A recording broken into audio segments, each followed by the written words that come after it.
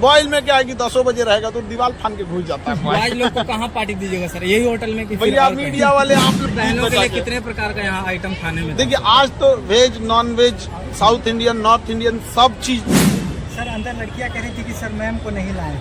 Actual में क्या होता है, जब ऑनलाइन वालों लोग के लिए समस्या क्या है कि 15 मिलियन एप्लीकेशन पे हैं, 25 मिलियन यूट्यूब पे हैं, टोटल मिला देंगे तो 40 मिलियन हो जाएगा।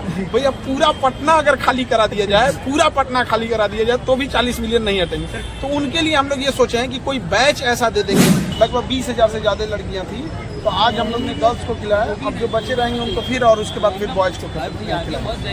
अभी तक के रिसेप्शन पार्टी में सबसे ज्यादा संख्या में भोज का व्यवस्था करने वाले खान सर इकलौते व्यक्ति हैं। तो सबसे ज्यादा बच्चे भी तो मेरे पास है, तो जिसका परिवार बड़ा होगा ऑब्वियस बात है कि उनके पास भीड़ ज्यादा रहेगी यहाँ पर। और ये बच्चे नहीं है, मेरे लिए परिवार है, इन्हें एक याद रहेगा कि हाँ पटना में आए थे, इनके लिए भी पटना एक परिवार जैसा लगेगा। सर आज तक सर आप पे कोई आरोप नहीं था सर, लेकिन आप पे एक आरोप लगा छुपा रुस्तम का सर। आप शादी कर लिए, किसी को बताए नहीं, और डेट बाय डेट आज आप रिसेप्शन दिए। देखिए जो हमारे लिए जो सबसे बड़े जवाबदेही भी बनती है वो बच्चों की बनती है। हमने बच्चों को बताया था। हाँ। अब चूंकि देखिए शादी ब्याह को हम नहीं चाहते थे कि 1000 लोग को बारात ले जाकर किसी लड़की के घर पे धमक जाए, उसके पिता पे, किसी के लड़की के पिता के ऊपर इतनी जिम्मेदारियां दे दे। तो हमने एकदम आराम से 10-12 लोग थे और उसमें हम लोग ने शादी कर ली। उसके बाद रिसेप्शन चूंकि वो हमारे कंधों पे जिम्मेदारी आई, तो हम यही कहेंगे कि बाकी लोगों से भी कि भाई किसी लड़की के पिता अगर सक्षम हैं तो ही आप जरूर उस हिसाब से उनके ऊपर बोझ बनिएगा। ये नहीं कि आप कोई है तो मतलब अब अपनी अपनी चॉइस है, अपना अपना वो है।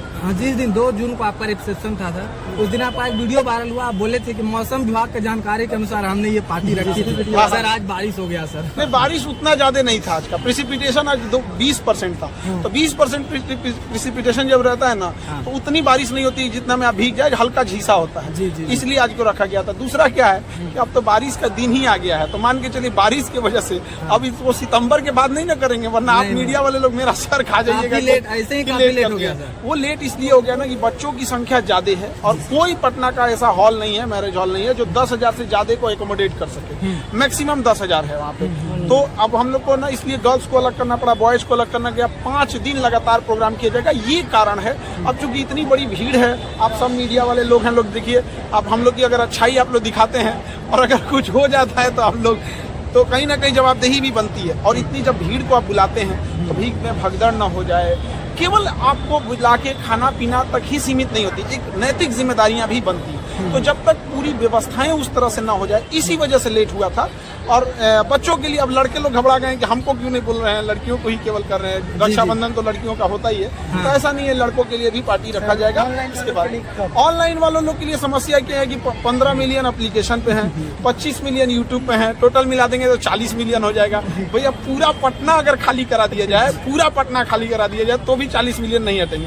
तो उनके लिए हम लोग ये सोचे हैं कि कोई बैच ऐसा दे देंगे जिससे कि वो पढ़ लिख सके, और ये जितना भोजन है इसका PDF उनको ऑनलाइन में प्रोवाइड करा देंगे। कमेंट कर रहे थे बच्चे सर ऑनलाइन वालों को पिज्जा ऑर्डर कर दीजिए। अब पिज्जा ऑर्डर कर दे, पिज्जा शॉर्टेज हो जाएगा। सर बाकी लोग को क्या संदेश देना चाहिए? देखिए बच्चों को तो यही संदेश देना चाहिए कि हंस खेल के जिंदगी जिए, टेंशन में नहीं रहिए, पढ़ाई कीजिए। क्योंकि बच्चों के लिए सबसे बड़ा टेंशन की बात क्या है, अगर बच्चे 1 नंबर से भी अगर विफल हो जाते हैं तो लोग उन्हें इज्जत देना छोड़ देते हैं। ऐसा नहीं है कि किसी का 1 नंबर ज्यादा है तो अफसर है, और गलती से बेचारे का 1 नंबर कम है तो वो कोई पापी हो गया। लेकिन एक बच्चे का तकलीफ समझिएगा, 1 नंबर, आधा नंबर से ना कई लड़कियां लौट गई हैं, कई बच्चे लौट गए हैं।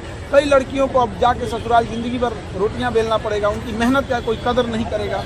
बेचारी सबसे पहले उठेगी, सबसे पहले खाना बनाएगी, फिर कोई आएगा कहेगा करती क्या हो, घर में बैठी रहती है। तो ऐसी लड़कियों से, ऐसे लड़कों से भी कहेंगे कि हिम्मत मत हारिए, कहाँ कमजोर पड़ रहे हैं उसको देखिए और निरंतर मेहनत करिए। बाकी लोगों से भी कहेंगे देश में सब लोग एकजुट मिलजुल के करें। अब हमारा तो ये रिसेप्शन था, अब इसके बाद बच्चों के लिए बॉयज का है, अब उस पर हमारी अगली तैयारी रहेगी। सर अंदर लड़कियां कह रही थी कि सर मैम को नहीं लाए।